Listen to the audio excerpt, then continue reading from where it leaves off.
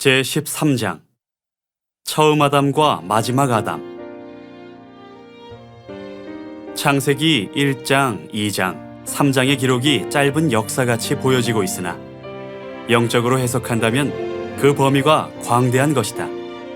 아담, 하와 또는 뱀 등은 일반 기독교에서 생각하는 바와 같이 옛적 에덴 동산의 한 역사로만 볼 것이 아니라 그 역사 가운데서 전 세상에서부터 이 세상에 관한 오묘한 진리를 발견할 수 있게 하신 것이다. 첫째, 아담에 대해서 사도 바울은 기록하기를 로마서 5장 14절 아담은 오실자의 표상이라 하였으며, 둘째, 하와에 대해서 사도 바울은 기록하기를 고린도후서 11장 3절 뱀이 그 관계로 하와를 미혹해 한 것 같이 너희 마음이 그리스도를 향하는 진실함과 깨끗함에서 떠나 부패할까 두려워하노라 하였으며, 셋째, 뱀에 대해서는 사도 요한이 기록하기를 요한계시록 12장 9절 큰 용이 내어 쫓기니 옛뱀 곧 마귀라고도 하고 사단이라고도 하는 온 천하를 꿰는 자라 하였다. 하와를 꿰던 뱀을 가리켜 옛뱀이라 하였으며, 옛뱀을 또는 큰 용이라 마귀라 사단이라 하였으니 신령적 상태로 본다면 지구 창조 이전에 천사 세계의 오묘한 이치를 연구할 수 있도록 하신 것이다. 아담은 지구 창조 이전 천사 세계에 계시던 예수님을 표상한 것이며, 하와는 예수님의 수하에서 사랑했던 천사들을 표상한 것이다. 이사야 선지자는 루스벨 천사가 하늘에서 행동을 어떻게 하였다는 것을 고대 바벨론 왕의 행동으로 묘사해 놓았다. 기록한 바 이사야 14장 12절 너 아침의 아들 계명성이여 어찌 그리 하늘에서 떨어졌으며 너 열국을 엎은 자여 어찌 그리 땅에 찍혔는고 내가 내 마음에 이르기를 내가 하늘에 올라 하나님의 무별 위에 나의 보좌를 높이리라 내가 북극 지폐의 산 위에 좌정하리라 가장 높은 구름에 올라 지극히 높은 자와 비기리라 하도다. 그러나 이제 내가 음부 곧 구덩이의 맨 밑에 빠치우리로다 하였다. 그런 고로 창세기 1장, 2장, 3장에 기록된 하와와 뱀 등에 대하여 영적, 육적, 양면으로 다시 한번 더 연구해 보기로 하자. 옛적 에덴 동산에는 행복스러운 부부가 있었으니 곧 아담과 하와이다. 이 두 사람은 하나님의 명령을 순종하고 있었으므로 완전하였다. 또 만물을 다스릴 수 있는 지구의 통치자였다. 그런 고로 아담은 하나님의 명령을 절대적으로 순종하려고 하였고, 사단이 아무리 간교한 수단이 있다고 하더라도 아담을 넘어뜨릴 수는 없었던 것이다. 하나님이 아담에게 한 계명을 주셨으니 곧 선악과를 먹지 말라는 계명이다. 아담이 하나님의 명령을 굳게 지키기로 결심한 줄 아는 사단은 직접 아담에게 침입하지 못하고 아담이 없는 기회를 타서 연약한 하와에게 침입하여 미혹하였던 것이다. 사단이 하와를 미혹시키는 것이 목적은 아니었지만 하와를 먼저 미혹시키면 아담은 따라서 넘어질 것을 사단은 확실히 알았다. 왜냐하면 아담이 가로되 이는 내 뼈 중에 뼈요 살 중에 살이라 둘이 한 몸을 이룰지로다 하였으므로 아담이 하와를 한 몸과 같이 여기고 사랑하였기 때문에 하와가 선악과를 먹으면 아담도 따라서 같이 먹을 줄을 사단은 확신하였던 것이다.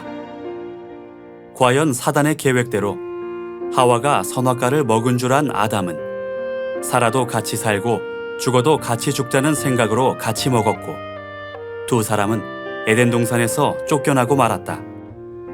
그러면 이 아담과 하와에 대한 역사는 우리들에게 무엇을 가르쳐주고 있는가? 기록하였으되 고린도전서 15장 45절 첫사람 아담은 산영이 되었다 함과 같이 마지막 아담은 살려주는 영이 되었나니 하였으며, 또는 로마서 5장 12절 아담은 오실자의 표상이라 하신 말씀 중에는 아담의 신뢰를 들어 예수 그리스도의 오묘한 진리를 발견할 수 있다는 뜻이 포함되어 있다.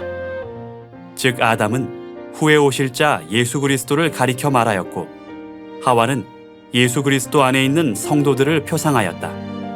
기록한 바 고린도후서 11장 2절. 내가 너희를 정결한 처녀로 한 남편인 그리스도께 드리려고 중매함이로다. 뱀이 그 관계로 하와를 미혹해 한 것 같이 너희 마음이 그리스도를 향하는 진실함과 깨끗함에서 떠나 부패할까 두려워하노라. 하였으니 아담과 하와는 예수님과 성도들 간에 오묘한 진리를 연구할 수 있도록 기록되어 있는 것이다. 인류 세계를 창조하시기 전 신의 세계에 있어서 예수 그리스도는 당신 수하에 있던 성민들을 당신 몸과 같이 사랑하시었다. 즉 아담이 하와를 사랑한 것 같이 사랑하였던 것이다.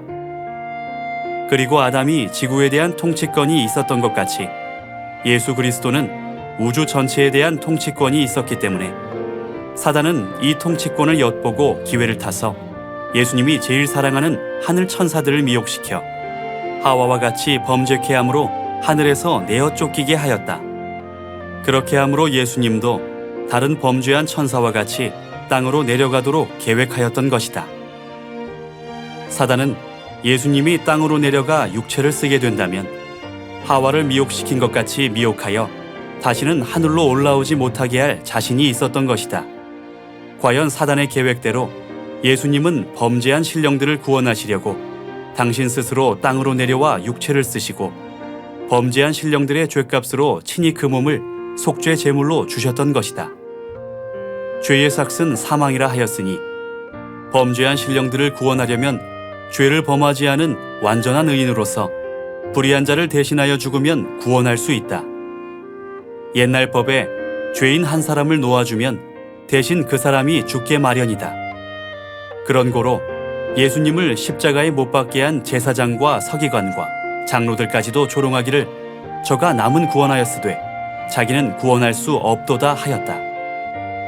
그러나 예수님은 범죄한 영혼들을 위하여 죽으셨지만 대신 죽지도 않으시고 오히려 죽은 자 가운데서 부활하여 이 세상과 우주 전체 안에 그의 영광을 나타내셨다. 사단은 여기에서 놀란 것이다.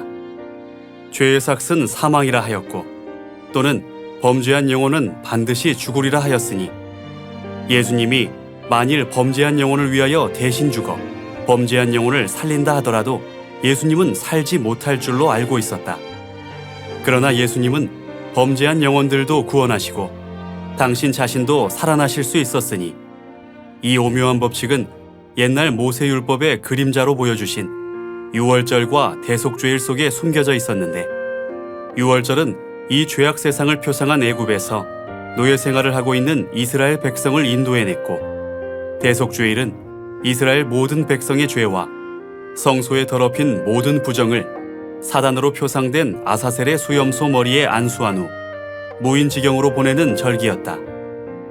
이것은 장래일의 그림자로서 실제 예수님께서 십자가에서 흘리신 보혈로 유월절 어린 양의 피를 대신하여 이 죄악 세상에서 당신의 백성들을 인도하시고 대속죄일의 속죄제물인 수염소의 피도 되사 당신의 백성들의 모든 죄를 속하시고 그 모든 불의한 죄를 아사셀의 본체인 사단에게 넘겨주므로 모든 사람을 구원하실 수 있었고 당신 자신도 살 수 있었던 것이다.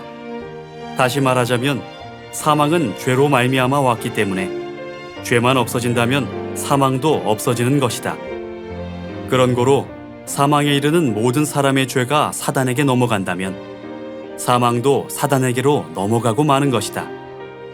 이렇게 따지고 보면 모든 사람의 죄를 대신해서 죽으신 예수님이 모든 사람의 죄를 단독으로 맡으셨다가 그 죄를 사단에게로 넘겨주셨으므로 예수님에게는 사망도 없어졌으니 다시 살아나실 수 있었던 것이다. 이러한 오묘한 법칙을 알지 못하고 있었던 사단은 예수님에게 죄의 누명을 씌워서 죽이면 승리할 줄 알고 예수님을 십자가에 달아 죽였으나 그 모든 죄가 자기에게 돌아올 줄은 깨닫지 못하였던 것이다. 예수님은 부활 승천하신 후 하늘 장자총회에 참석하고 있는 사단을 사망의 소굴인 이 죄악 세상으로 완전히 추방시키고 말았다. 기록한 바 히브리서 2장 14절. 자녀들은 혈육에 함께 속하였음에 그도 또한 한 모양으로 혈육에 함께 속하심은 사망으로 말미암아 사망의 세력을 잡은 자 곧 마귀를 없이하시며 또 죽기를 무서워함으로 일생에 매여 종노릇하는 모든 자들을 놓아주려 하심이니 하였으며, 또는 요한복음 12장 31절. 이제 이 세상의 심판이 이르렀으니 이 세상 임금이 쫓겨나리라. 내가 땅에서 들리면 모든 사람을 내게로 이끌겠노라 하시니, 이렇게 말씀하심은 자기가 어떠한 죽음으로 죽을 것을 보이심이러라 하였으며, 또는 요한계시록 12장 4절. 여자가 아들을 낳으니 이는 장차 철장으로 만국을 다스릴 남자라. 그 아이를 하나님 앞과 그 보좌 앞으로 올려가더라. 하늘에 전쟁이 있으니 미가엘과 그의 사자들이 용으로 더불어 싸울세. 용과 그의 사자들도 싸우나 이기지 못하여 다시 하늘에서 저희의 있을 곳을 얻지 못한지라. 큰 용이 내어 쫓기니 옛뱀 곧 마귀라고도 하고 사단이라고도 하는 온 천하를 꿰는 자라. 땅으로 내어 쫓기니 그의 사자들도 저와 함께 내어 쫓기니라 하였다. 위에 기록된 성경절들을 연결해서 연구하면 예수님이 십자가에 달리시기 전에는 사단이 하늘의 장자총회에 참석권이 있어 완전히 쫓겨나지는 않았다. 그러나 예수님이 부활 승천하신 후에 사단을 쫓아내시고 승전가를 부르셨던 것이다.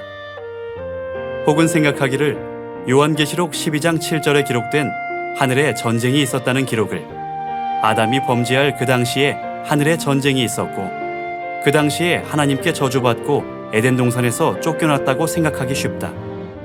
그러나 아담이 범죄하기 전에 이미 사단은 하늘에서 범죄하고 쫓겨난 것이다. 그러나 아담과 하와처럼 완전히 땅으로 내어 쫓기지는 않았고 아담의 통치권을 일시에 빼앗아 주관하고 있었던 것이다. 그러므로 하늘에서 장자총회가 열릴 때마다 사단이 지구의 대표로 참석하곤 하였다. 만일 아담이 범죄할 그 당시에 아담과 같이 땅으로 쫓겨났으면 하늘의 장자총회에 사단이 참석할 수 없는 것이다. 사단이 하늘에서 완전히 쫓겨나게 된 것은 예수님이 십자가에 들림을 당하시고 부활 승천하신 후에 쫓겨남을 당하고 땅으로 내려와 하나님의 교회를 핍박하였던 것이며 또 마지막 남은 하나님의 백성들을 핍박할 것이다. 그런 고로 예수님은 마지막 아담이 되는 동시에 구속받은 영혼들은 마지막 하와라고 할 수 있다.